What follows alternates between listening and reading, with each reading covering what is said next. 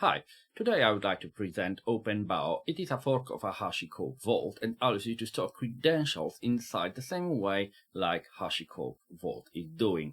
And now it is a time to present the whole solution. So this is their website, and if you want to, you can read about it.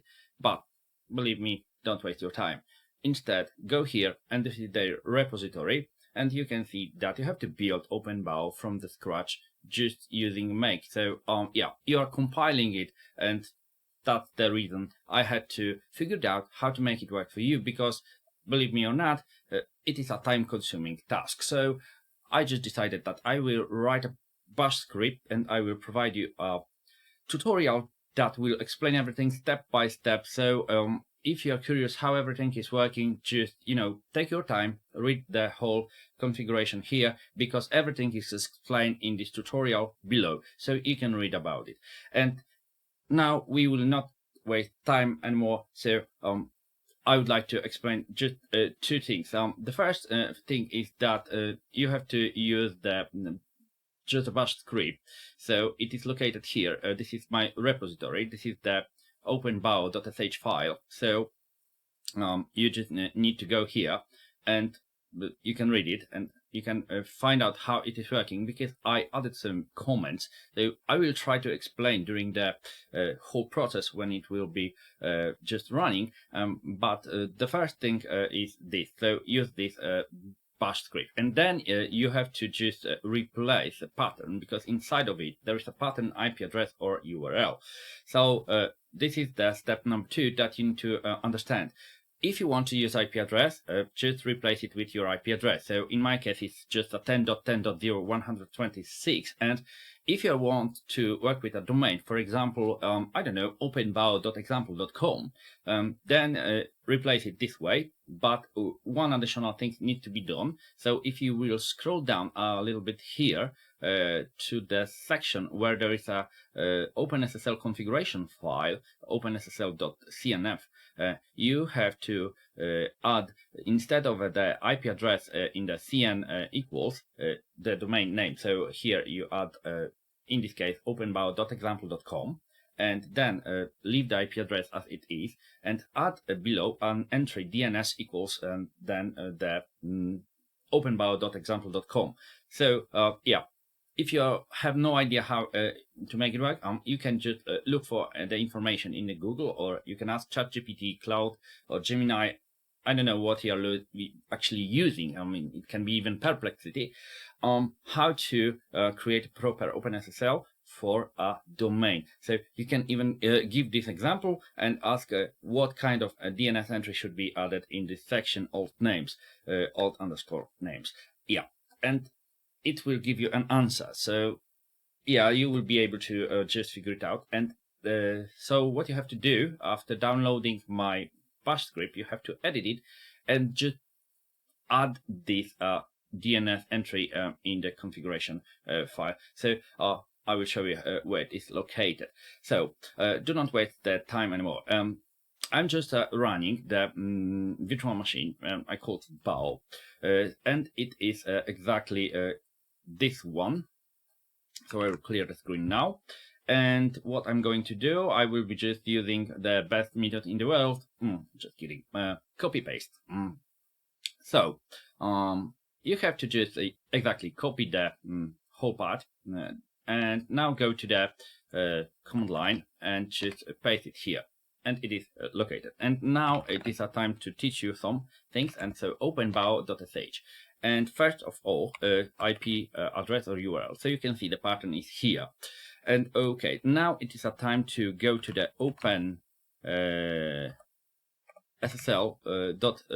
and here is the configuration, ssl.cnf file. And what you need to do here, you just need to edit this file, and here where there is an IP address, add something like DNS, but if I remember correctly, it was DNS1 equals something like this, and then, for example, openbow.example.com, or it is just a DNS. I don't remember it, so you have to check it on your own.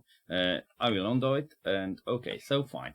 I will quit this file quickly, and then the host name dash capital I and 10.10.0.126. This is the IP address of my machine. That is why I provided it exactly in my tutorial. So just copy this one and go back here, and here we go. And you need to just replace the pattern with the IP address. And now let's check the file, and you can see this one is replaced. And also we can go up. We can now scroll down a little bit, and we can see that the address is replaced everywhere. So you can see there's a IP address in every single place. So I just replaced it with the pattern. Okay, excellent. Quit this one, and now just modify the execution.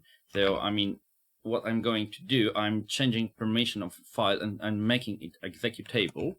So OpenBow.sh, and now I will use sudo privileges just because this script requires sudo or root to make it work. Because some packages are installed, so we need sudo privileges or root accounts to make it work. So this way, // and then OpenBow.sh, and now the script is running. And in the meantime, when it will just execute and will perform all the tasks, I will try to explain how it is just working. So let's go back for a moment to our tutorial. So you can see we have to create a user and set up environment. By default, there is no OpenBow user. And what I did, I just checked the HashiCorp Vault and how it is configured, how everything is working there. So yeah, by default, in HashiCorp Vault, you have a user that is created, and it has a home directory set to var, lib, and vault. So I exactly did the same thing. So I created in the script the user OpenBow that has a home directory set to var, lib, OpenBow. And this is the first thing. Then it is required to install the the Golang, and then we have to install dependencies, and then we need to clone the repository from OpenBow, exactly this one. So all of it is just copied, and now it is just downloading it, and after that it is just linking all the files, downloading all the necessary packages if it is needed, for example Node.js, npm. And that was also the reason why I created a user OpenBow, because I want to work in the context of the OpenBow user, right? So Node.js, npm, nvm, etc., all the packages, we go there to the var lib OpenBow home directory, right? And so all of it is made in this context of this user, except two things, and I will show it later. That's it. So configure OpenBow. This is the configuration file. And then there is something like a generate SSL certificate. So I am using a self-signed certificate for my IP address for my OpenBow. And now it is initializing the OpenBow server, and after that it is just unsealing the keys. So I did exactly the same process I did for HashiCorp Vault. So there's a tutorial, and I will go back for a moment and I will show you this one. And here is the securing the Nexus, so you can read about it, but I'm talking about this effortless HashiCorp Vault unsealing. So I did exactly the same thing, and I wrote a bash script, and I created two services, one for Vault and one for unsealing the Vault, and exactly the same thing I did for the OpenBow. So I have a bash script, and I have a service, Bow or OpenBow dash unseal, if I remember correctly, and this service is just running the bash script. And of course, there is a separate OpenBow service, and OpenBow unseal service is just checking if the OpenBow service started or just restarted, right? So it is working this way. And when it is started or restarted, it is running the bash script that is responsible for decrypting the encrypted keys that are stored inside a GPG file inside the root directory. That's it. And so it is decrypting keys on the fly every time when the OpenBow is started or restarted. And I will show you that in fact it is just working. So this is the whole thing, and now it is time to switch to the command line. And now you can see, and you may think that it's free, but believe me, it is not. So it's done the way that I'm going to present. So first of all, you need to have, I will duplicate it one more time. You need to have some kind of tool to observe, and the best tool in my opinion to observe in the real time more than one log is multitail. So you can install it sudo apt install and then multitail, just like that. And here we go, and I already have this package. So then just type sudo multitail, and now yeah, this one. Now the path, the home directory for OpenBow. So var, then lib, then OpenBow, and then something like src on the source, and then the github.com and OpenBow, and one more time OpenBow, because when it is downloading the repository, it is creating OpenBow directory inside this directory, and there are two log files. So log start.log. And here we go. We can see the first log, make_bootstrap.log. So it contains information about downloaded Golang packages mostly, and not only Golang, but all those needed for Golang. And also the make_static_dist.log file contains the information about the Node.js, npm packages, nvm, etc., etc. So it is using, in this case, Yarn. So I had to figure it out that yes, I need to install Yarn to be able to download npm packages, and because for some reason OpenBow requires it. Okay, so it is downloading them, and then you can see it freeze for some moment, but now believe me, it is working all the time in the background. And how to figure it out that in fact it is just exactly working in the background. So I will use a watch command to observe every 2 seconds.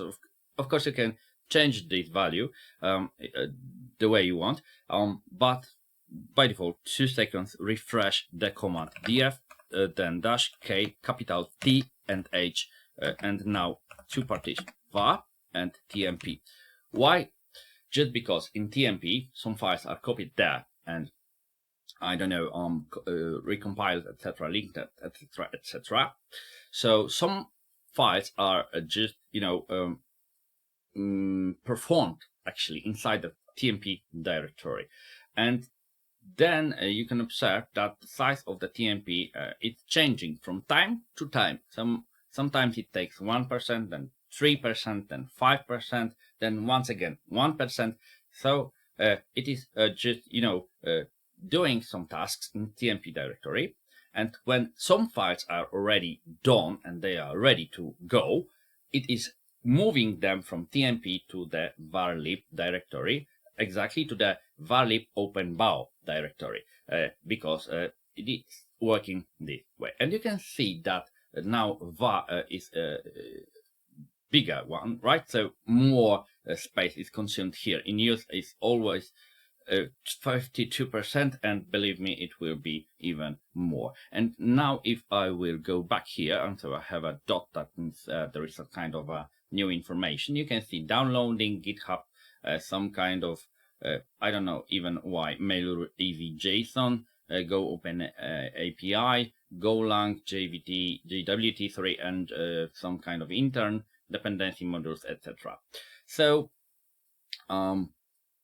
they are needed in this case, and you can see it is building the whole binary, and at the end, there is a result in a bow file that is a binary file. This bow file is renamed to OpenBow and moved to USR local bin directory.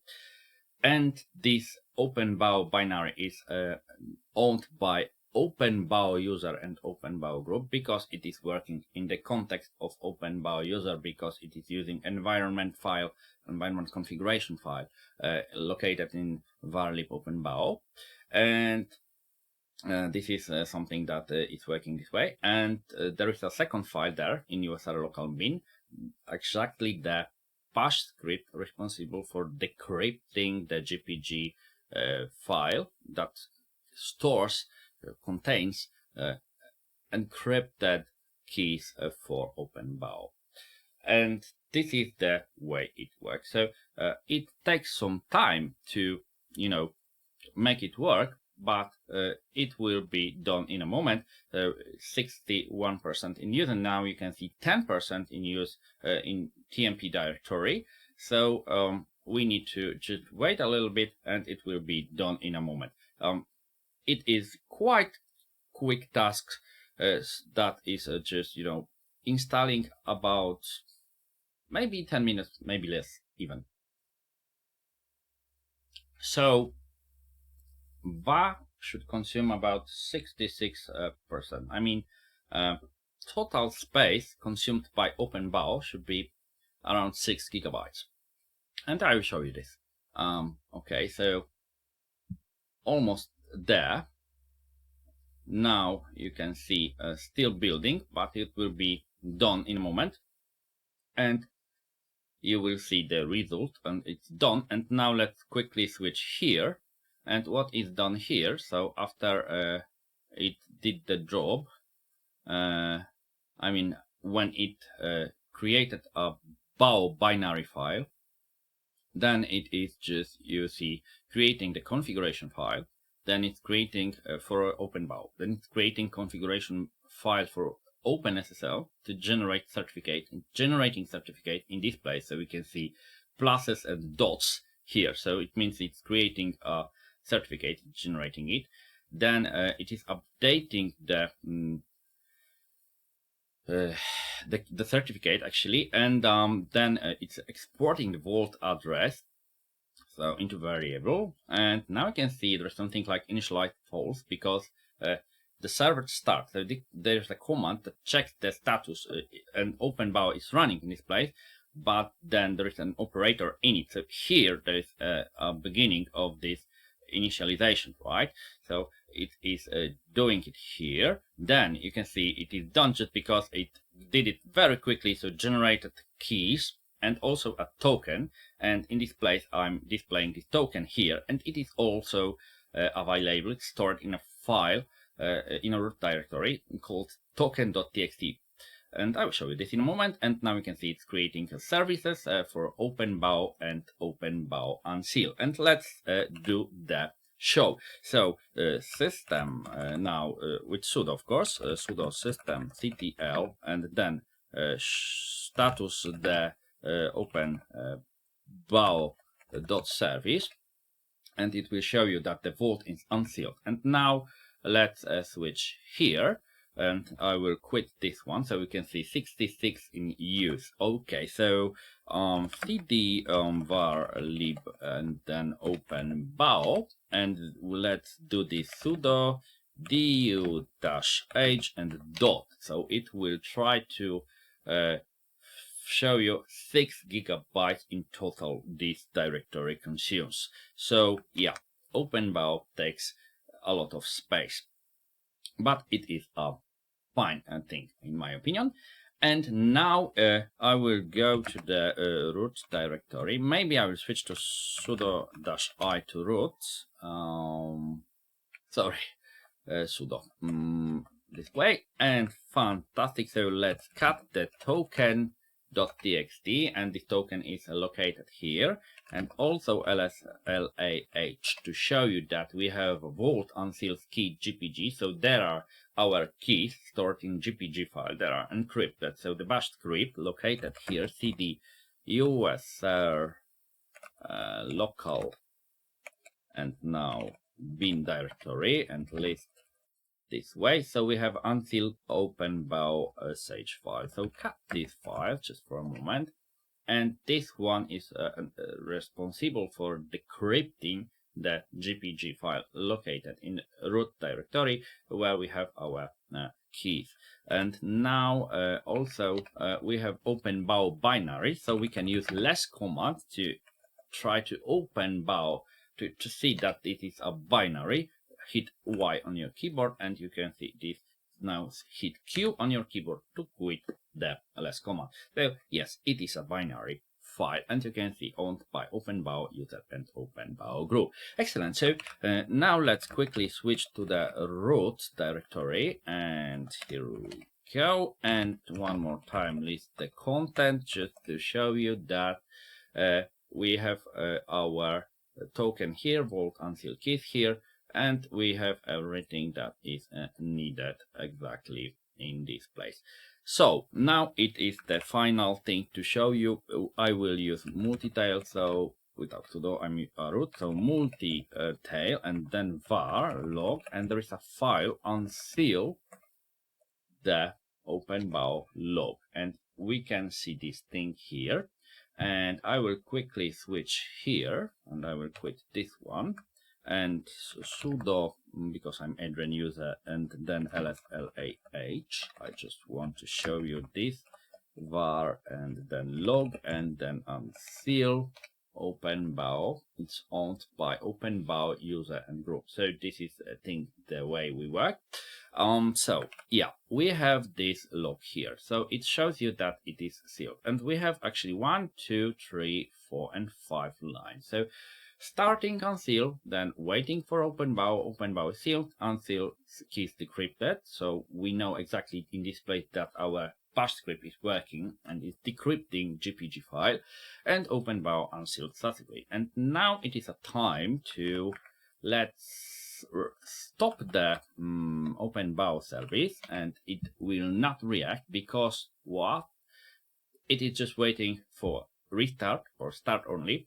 And so let's start the OpenBow just like that. And now let's go to the log, and we can see waiting and unsealed successfully. Excellent. So we can now try to restart the OpenBow this way, and it will work exactly the same way. So it will unseal automatically the OpenBow.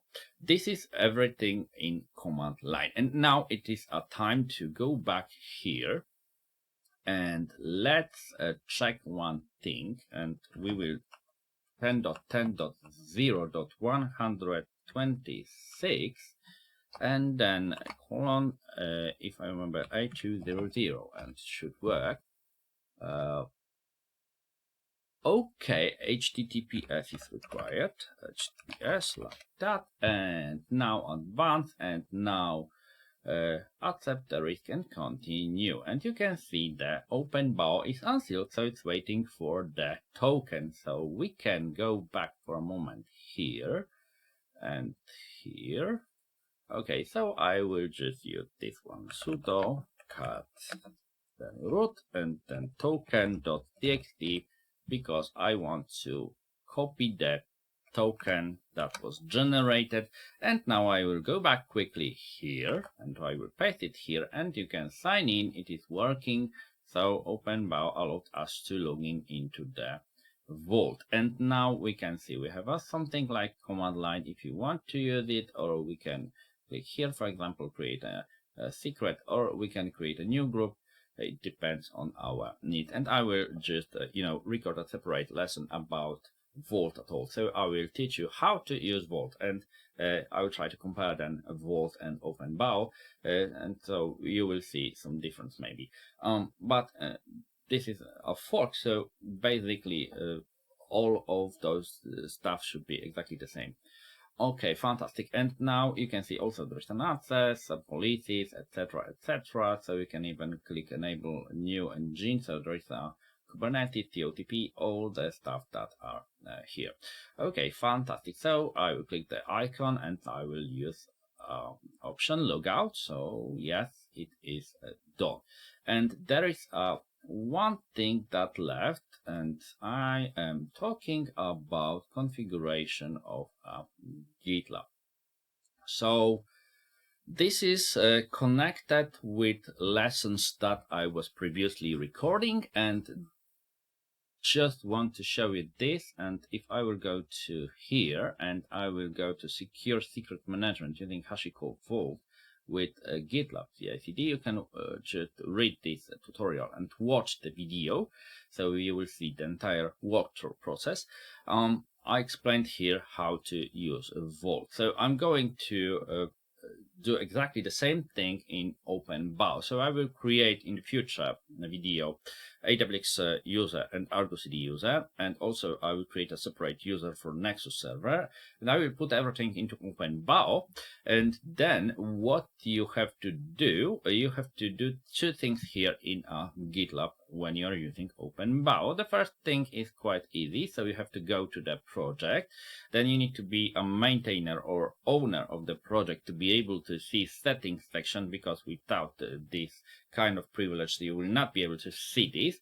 And now if you will go to the CI/CD section and will expand the variables here, you have something like vault address and vault token. So exactly you have to put the IP address or URL exactly here. So currently it is set to my vault, and it is maybe I will just turn off my camera for a moment. You can see there is a HTTPS 10.10.0.150 and 8200. This is the port for the HashiCorp Vault, and exactly the same thing you need to do. So you put here the IP address of the OpenBow or URL like openbowexample.com. And now I will close this one, and also the Vault token. So Vault token, exactly the one that I presented. Yeah, OpenBow and HashiCorp Vault are working the same way. I mean, they are generating keys and they are generating token when you initialize it in the first time, and then you need to store properly in a safe place these keys and also the token. So in my case, the token is owned only by root, and the file token.txt is for read only for a root user. And I can show you this one thing. Let's just quickly present the permission for this file. So I will do this, and instead of cat, I will use just ls something like this, and you can see read only for a root user. So that is the way we can just store files here. And now let's go back quickly to the GitLab, and that's it. This is everything that you exactly need to understand and you need to change here. And the last thing actually had to be done. There is a pipeline in GitLab, in a file GitLab-ci. This is a YAML file. So here you have the IP address of the vault. So you have to replace it with the IP address of OpenBow or URL for the main openbow.example.com, for example. Yeah, and that's it. So exactly this is the only one thing that you need to do, just because you need to download the certificate of OpenBow to the GitLab runner when it is running, and exactly this. And if it is needed sometimes, also you need to put this IP address inside of a Docker container. So you can use a Docker file, and I can show you this one just quickly. And I'm talking about this one, and there is an option to, if you want to use it, you have to correctly set it. So in this case, I'm using Nexus, so I have to be able to connect from the inside of the Docker container to my OpenBow vault, right? So here we can see we have the IP address for the vault, so exactly here you have to replace it. I hope you enjoyed this video. Have a nice day or night. Take care. Bye bye.